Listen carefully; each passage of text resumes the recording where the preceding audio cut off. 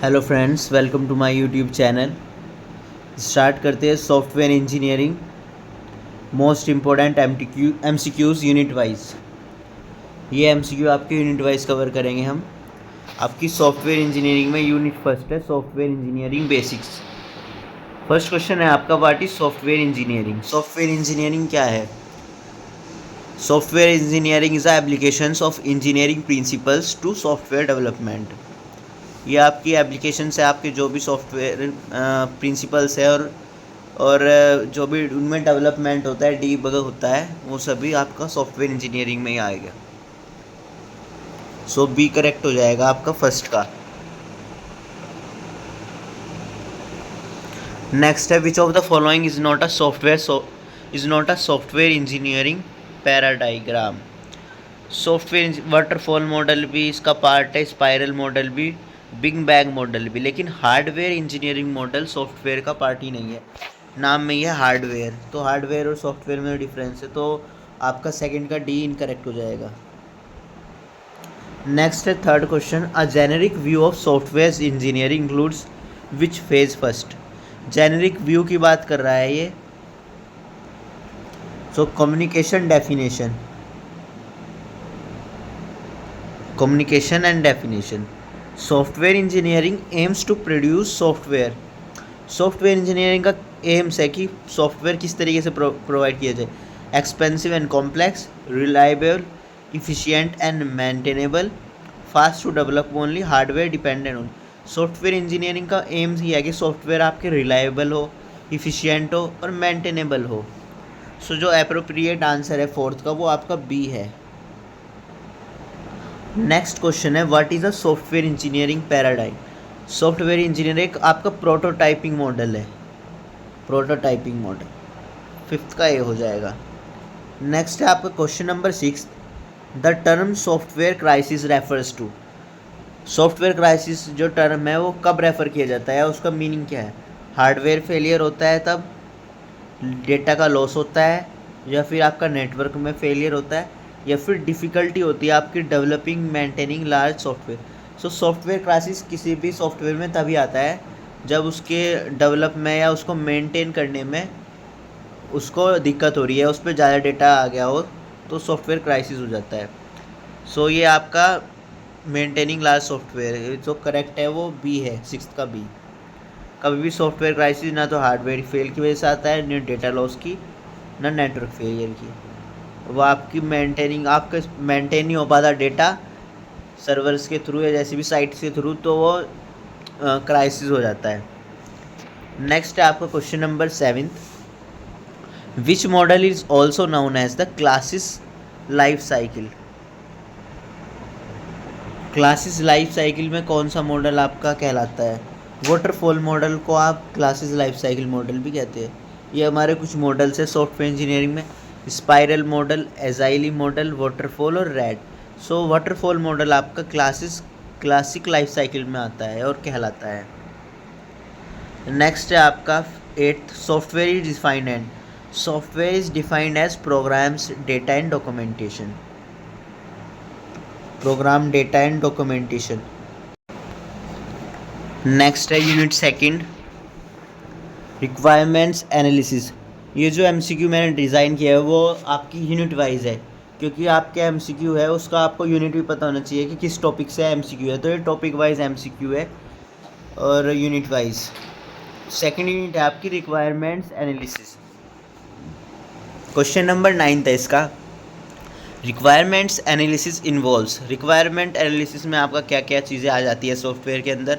So writing code, testing software, understanding what the software should do और deploying the system. सो अगर हम analysis कर रहे हैं, उसकी रिक्वायरमेंट की बात करें, तो हमें सबसे पहले ये पता होना चाहिए कि हमारा सॉफ्टवेयर क्या वर्क करेगा। सो हमारा सी करेक्ट है इसका रिक्वायरमेंट में, understand what the software should do. Next है आपका question number 10, SRC stands for. SRC stands for software requirement specification. Software requirement specification आपका 10th का बी करेक्ट हो जाएगा। नेक्स्ट है, which is not a characteristic of a good SRS। ये एक good SRS का कैरेक्टरिस्टिक नहीं है, यानी एडवांटेज नहीं है एसआरएस सॉफ्टवेयर रिक्वायरमेंट स्पेसिफिकेशन का। कंप्लीट, कंसिस्टेंस, एम्बिजियस और verifiable. So complete, consistent, verifiable आपका कैरेक्टरिस्टिक है आपका सॉफ्टवेयर रिक्वायरमेंट स्पेसिफिकेशन का, लेकिन एम्बिजियस कोई मैच नहीं हो रहा है इसका। एम्बिजियस आपका कैरेक्टरिस्टिक नहीं है, सी कोई रिक्वायरमेंट नहीं सॉफ्टवेयर में। 11th का सी आपका करेक्ट हो जाएगा। नेक्स्ट है top level processes in requirement analysis refer to. जो भी आपके टॉप लेवल प्रोसेसेस होते हैं रिक्वायरमेंट एनालिसिस में, वो आपके major functions the system perform किसको रेफ़र करते हैं? वो आपके मेजर जो भी फंक्शंस होते हैं जो आपके सॉफ्टवेयर में सिस्टम के थ्रू परफॉर्म होते हैं। सो आपका 12th का बी करेक्ट हो जाएगा। नेक्स्ट है functional requirement describe. Functional requirement में आपका performance constraints, what the system should do. Functional की बात हो रही है ना रिक्वायरमेंट की, system security, hardware needs.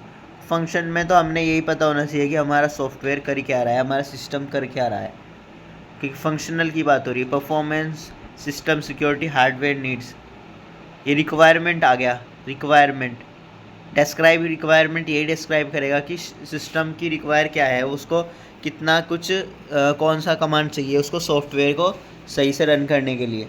So basically what the system do, requirement की अगर हम बात करें 13 का बी हो जाएगा। नेक्स्ट है 14 non functional requirements include.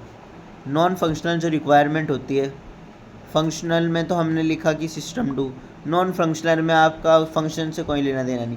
Non functional में तो सॉफ्टवेयर परफॉर्मेंस मैटर करती है, सॉफ्टवेयर की परफॉर्मेंस कैसी है, उसकी यूजेबिलिटी कैसी है, रिलायबिलिटी कैसी है। सो नॉन फंक्शनल में तो इन सभी चीज़ों की तरफ ध्यान देगा, परफॉर्मेंस, रिलायबिलिटी और यूजेबिलिटी कैसी है, सॉफ्टवेयर लैग तो नहीं कर रहा है। सो नेक्स्ट है आपका question number 15 requirements review is done to check for. Requirement review is done to check for correctness, consistency, completeness. जो रिक्वायरमेंट रिव्यू होता है सॉफ्टवेयर का, वो आपका करेक्टनेस, कंसिस्टेंसी और कंप्लीटनेस, इन तीनों टर्म पर बेस्ड होता है। Use case diagram are used in required modeling. Use case diagram आपका रिक्वायर्ड मॉडलिंग में यूज़ होता है, रिक्वायर्ड मॉडलिंग। नेक्स्ट है question number unit 3 designing software solution. Software के सॉल्यूशंस कैसे डिज़ाइन किए जाते हैं उसके बारे में है इसमें। Software design transforms code into hardware, requirements into a blueprint for the system, text into a reports, data into database. So जो सॉफ्टवेयर का डिज़ाइन है वो किस में ट्रांसफॉर्म होता है? वो आपकी requirements into a blueprint for the system. आपका जो भी सॉफ्टवेयर का डिज़ाइन है वो आपका ब्लूप्रिंट ही है एक तरह से, तो requirement into a blueprint for the system. Next है 18 आर्किटेक्चरल डिज़ाइन डील्स विद। जो आर्किटेक्चरल डिज़ाइन है आपके सॉफ्टवेयर का, वो आपका ओवरऑल स्ट्रक्चर के सॉफ्टवेयर सिस्टम पे डिज़ाइन होगा, क्योंकि आप कोई भी मकान बनाते हो उसको आर्किटेक्चर डिज़ाइन करता है, तो जो आर्किटेक्चर उसको डिज़ाइन कर रहा है वो ओवरऑल बेसिस पे कर रहा है कि यहाँ इस स्पेसिफिक प्लेस पे ये स्पेसिफिक चीज़ें होएगी। तो ऐसे ही सॉफ्टवेयर में आर्किटेक्चरल डिज़ाइंस जो है ओवरऑल स्ट्रक्चर पे डील करेगा आपके सॉफ्टवेयर के सिस्टम पर। सो 18 का आपका बी करेक्ट हो जाएगा। क्वेश्चन नंबर नेक्स्ट है आपका 19 object oriented design paradigm is based on. So जो ऑब्जेक्ट ओरिएंटेड डिज़ाइन है वो ऑब्जेक्ट्स और क्लासेस पर ही बेस्ड होगा। 19 का बी करेक्ट है। क्वेश्चन नंबर नेक्स्ट है question number 20 cohesion in software design means. Software design में कोहेजन का मीनिंग क्या होता है?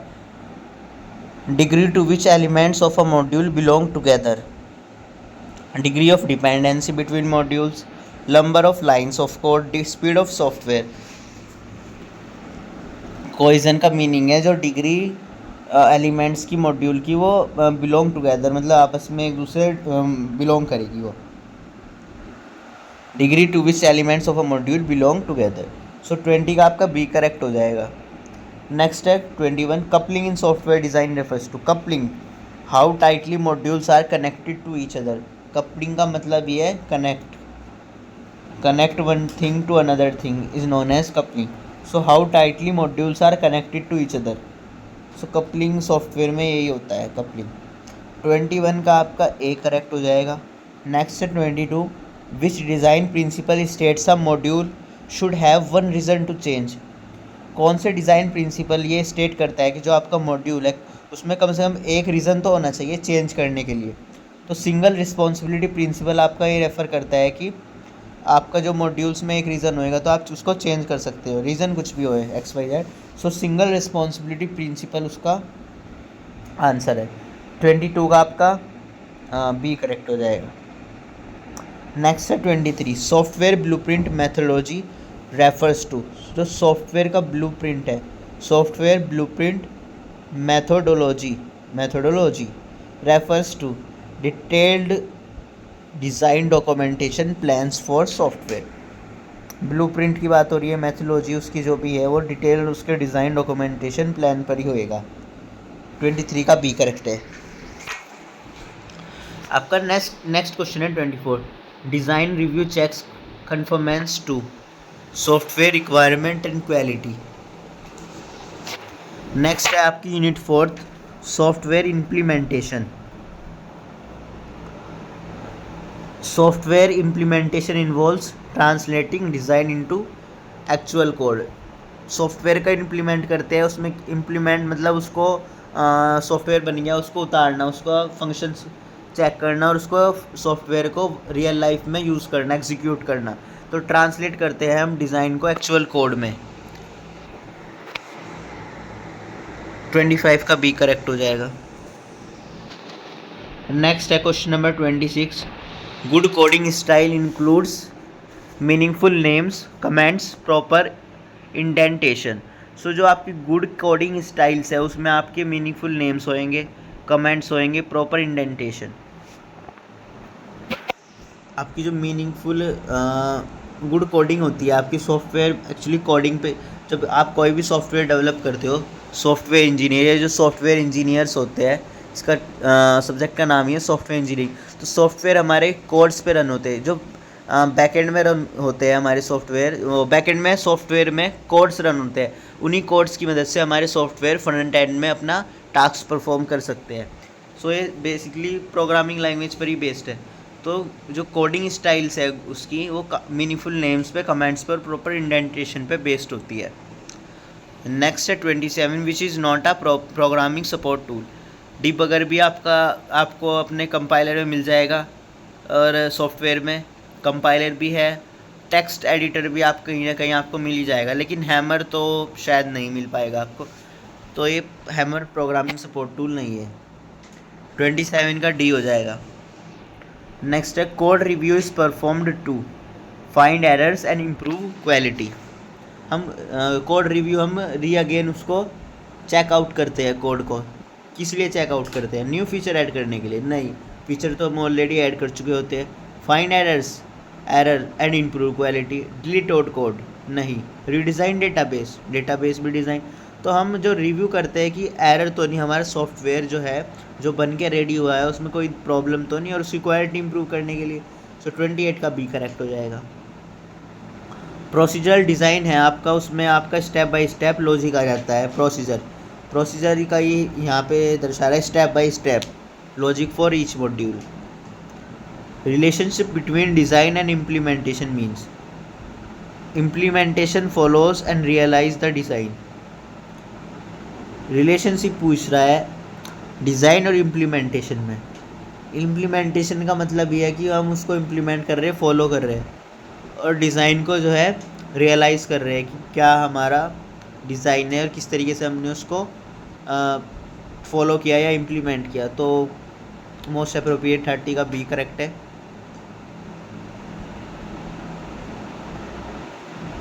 Code readability is important because, code की रीडेबिलिटी क्यों इम्पोर्टेंट है? It makes code run faster, it helps in understanding and maintaining code, it reduce memory space, it increase file size.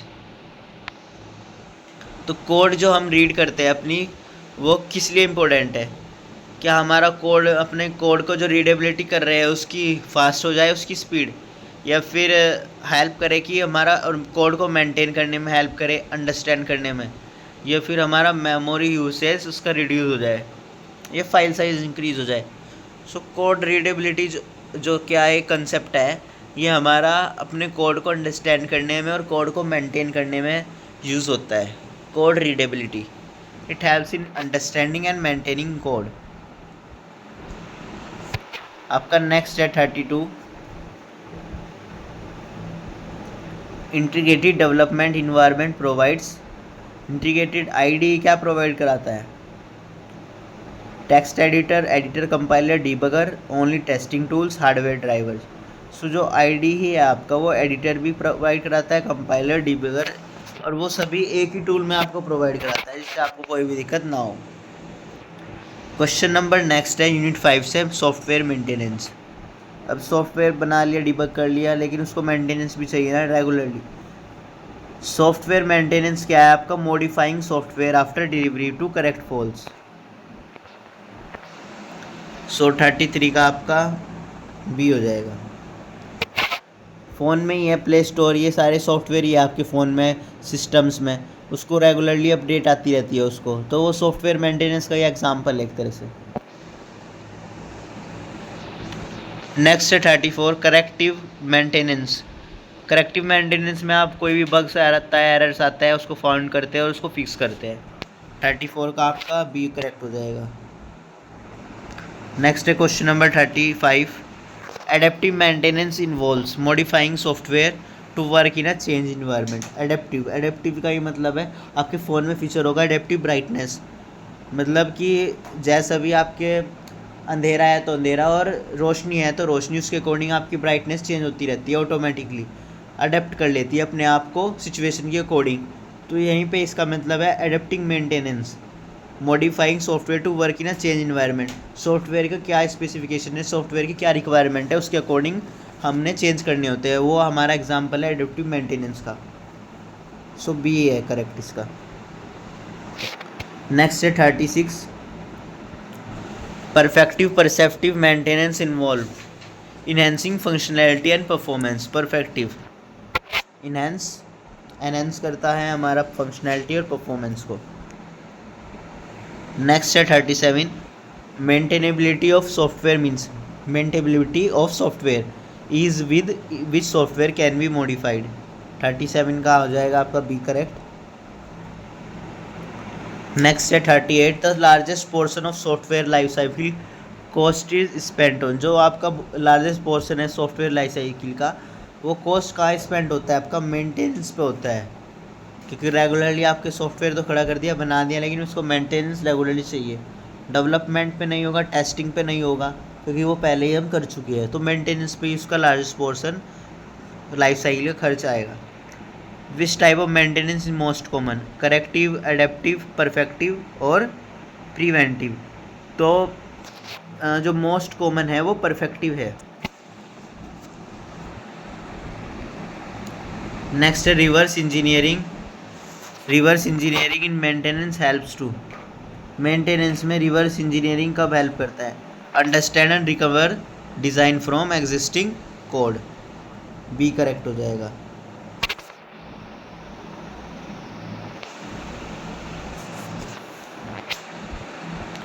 Next है question number 6, CASE tool and configuration management. CASE stands for computer aided software engineering. Computer aided software engineering. Configuration management in software engineering involves configuration, tracking and controlling change to software. Next है version control is a part of configuration management, which is a popular version control to Git. Software configuration item SCI refers to any software item placed configuration under configuration management.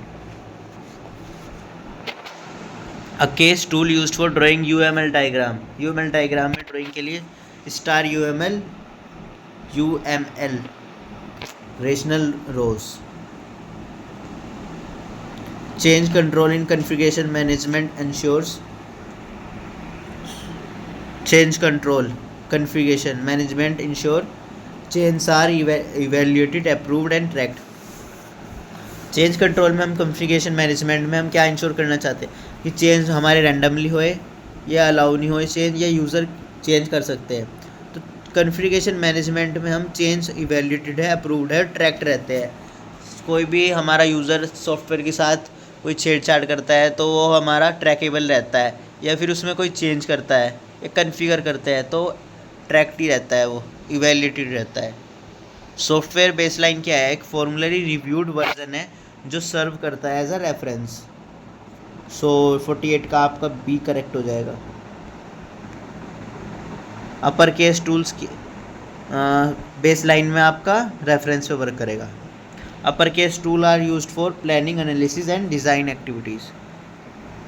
Last question है software auditing in configuration management is done to. जो software auditing करते हैं हम configuration management में किस लिए करते हैं? वेरीफाई करने के लिए सॉफ्टवेयर कन्फर्म्स और इसके स्पेसिफिकेशंस को. सो ये थे आपके 50 MCQs यूनिट 1 से 6 पर, आपके सिलेबस पर ही बेस्ड. मिलते हैं नेक्स्ट वीडियो में पार्ट 2 के लिए. इन्हीं इंपॉर्टेंट क्वेश्चन का पार्ट 2 भी आएगा. So thanks for watching.